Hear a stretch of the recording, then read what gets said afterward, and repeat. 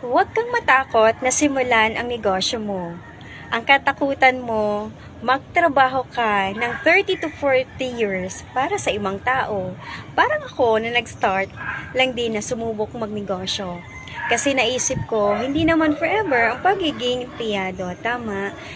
Darating ang panahon, pag nenegosyo pa din, ang pupuntahan natin. So, naisip ko, why not?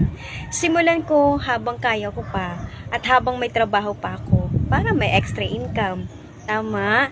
Kasi, ang mas nakakatakot, yung pagtanda mo, wala ka pang nasimulan na negosyo.